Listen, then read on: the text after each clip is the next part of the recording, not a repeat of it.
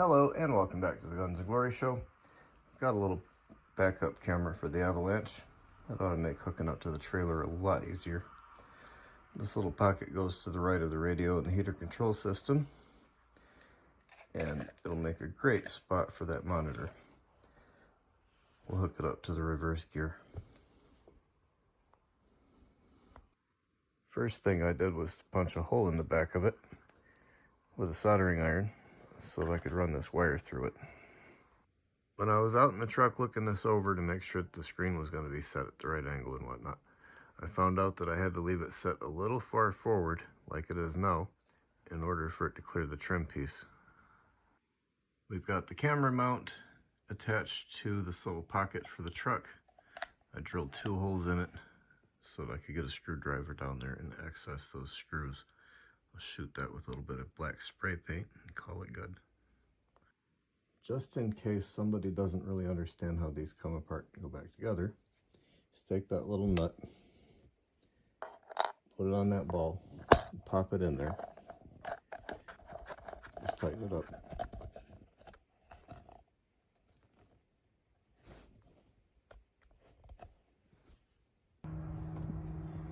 Okay, need to get this trim panel off to get to the radio and the other accessories, and to allow wires to go back and forth. So, turn the ignition on, put your brake on, and put it first. Oh yeah, put your column all the way down if it's not already, and then get behind it, just give it a little pull. They come right up. There's a hood here that tends to get a little caught up. You want to put it back. Just repeat the process. Very, very straightforward. You'll usually hit the hazards while you're doing it. Okay, let's get this backup camera put in here. Already got the wire hanging out and the monitor's chilling. So pop that in there, and then I can't do all this at once with holding the camera, but I can fish the monitor through this hole over here and then plug it in. So give me a second. Reach around in there until you figure out where that wire went. I happen to have got it sticking up right over here. Pull it back in and then plug that in like I showed you earlier in the video with the ball joint. Once you get that all tightened up, go ahead and set it where you want it. Now it's time to mount the camera. I was kind of thinking of sticking it there. Most people with these Avalanches do that, and I got a crack here. But it doesn't go down far enough to see the ball when I'm trying to mount a trailer to this thing, and that's really what I want it for. So we're just going to put it here. I think that'll work beautifully. That way I can see what I'm doing and I don't bang up the back of the truck like I did with the other one. I want this to move down farther than it can, so I'm going to have to cut a little relief in there, make room for the wire. I don't want it up here because now I've got the wire hanging out in the middle of nowhere, but I can run it right down through that hole, and that way you'll be able to see the trailer hook up very well from the inside of the truck. Soldering iron ought to get it. That's the safest way I can think of without hurting that wire. Just to get that out of the way. As opposed to using some kind of a grinder or a Dremel or whatever. Just push that down through it. Just clean it up a little bit. There. Now that'll go all the way down. At least as far as I need it to. Now we can tuck the wire in the hole. Luckily I didn't have to make one this time. Go on, get in there. And I will have to go find a couple of screws because this thing didn't come with any. At that point, I'm just going to pack it up for the day. I've been out here for all of it and I'm pooped. Okay, you need to get this little trim pad off to do most anything. They all come off the same way, all 4 of them. They just pop straight up and out. The trick is getting under it. You don't want to break a nail, obviously. That's it.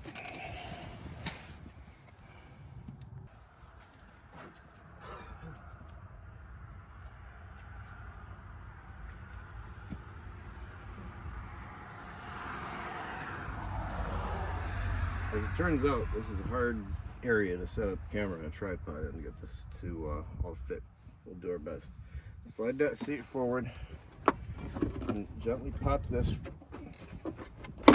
forward, gently and firmly, after you've taken out the two skid plates.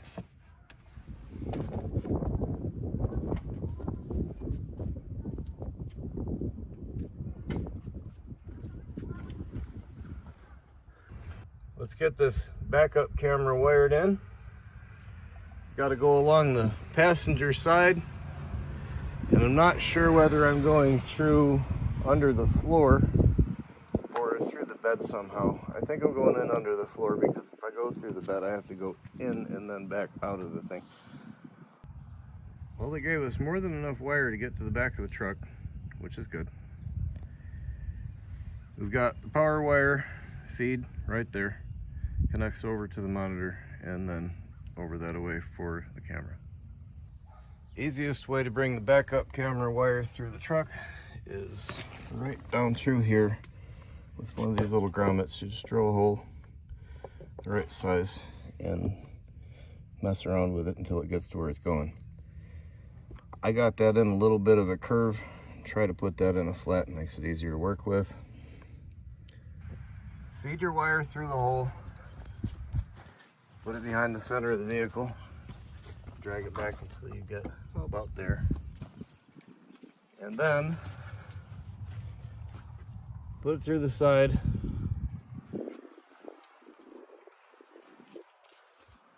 Bring it forward. We're gonna have to get it up to the dash, so I suppose the first thing to do is to pop this trim piece out.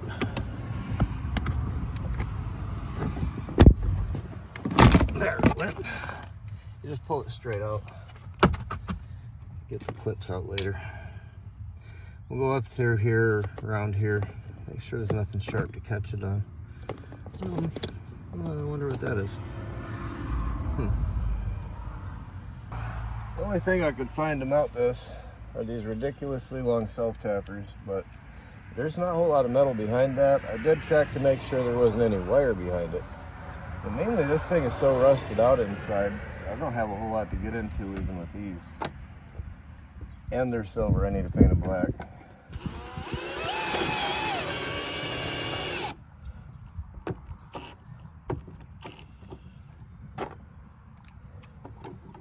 Right now they stick out.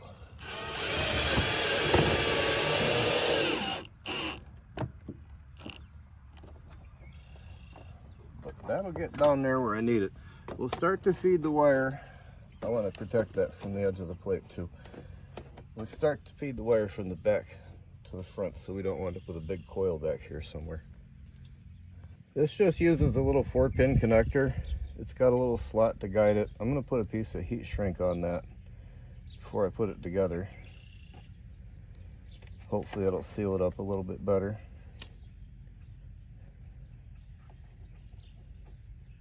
There we go. I like that. I found that little piece of hose that'll jam up into there pretty tight. So we'll put a slice in it. Got it off a radiator in the back of the truck in the backyard somewhere. Don't cut yourself with it.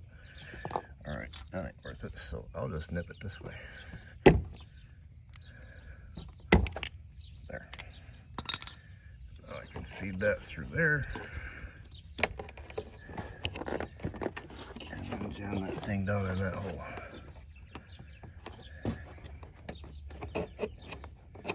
I'll see if I can put a little clamp or something on it, maybe a screw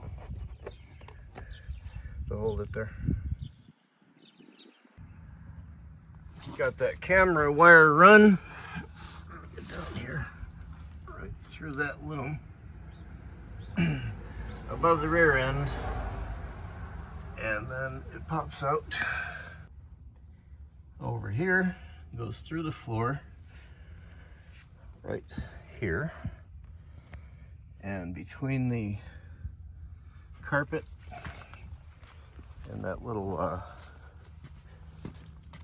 sill plate that pops out here, and then I will take it on up to behind the dashboard. All right, I was able to just lower this down far enough to tuck that wire in behind it, and then pop that out. I was able to get a coat hanger down there and fish that wire back up through it, hook it around behind, and now I've just got to find a ground and the reverse wire, because I'd like that to come on when I put the car in reverse. Truck, this is not a car. So I got a coat hanger and bent the thing, so we got a hook. You come in right about here and go up, and then it'll pop up there. Alright, you do this a lot if you spend any time at all running wires through a car. Alright, make sure you see that. You just loop it there like that. Keep a little bit of tension on it, and pull it down through. Just like that. Let me give you guys a little bit better view of just what happened there. I've got this hook, and then I hook the wire around it like that, and then I pull it this way. Okay. That was really hard to see with that sunbeam. I always want to make sure that I've got a good ground when I'm doing something like this light bar switch or the backup camera. So I drilled a hole in the frame, and I got a bunch of 7/16 nuts and a bolt. I'll attach that in there, and then I'll put a ground and then a nut, and then I'll leave room for another ground and another nut and another ground and another nut. That'll work pretty well for a while. Since I don't have a yellow connector for this ground, I suppose I'll just make a loop, solder that, and at this time I'll connect the backup camera ground right there. That looks like a good enough ground to me. We're in the driver's side at the back, right by the bumper. I had to bypass this plug that goes up to the tail light in order to get the reverse light to work. Something wrong with it. What you're looking for is that green wire. You tie into it for that, and then I'm going to run this wire up front to the backup camera. You've got that backup light signal in the split room. Runs through here, goes behind that body mount, and then up into the truck there, along that side rail, and we're tying it in right here. Now this piece of artwork is coming right off the steering column. I took the electrical tape off one of these to find that. They didn't even have it soldered, it's just hanging out. It's not surprising that I can't communicate with the instrument panel through the steering column anymore. It's constant power, and it's open. I gotta fix it, so I might as well use it. So one of these is going over to the dash cam, and the other one's headed over for the radio head unit. Well, that's better than it was. If I've got to put some electrical tape in, I'm usually going to put zip ties over top of it to keep it there. I've got a constant and a switched going both to the radio and to the dash cam. Let's see if this backup camera will work. It better. Oh, good. That'll make hooking up to trailers a lot easier.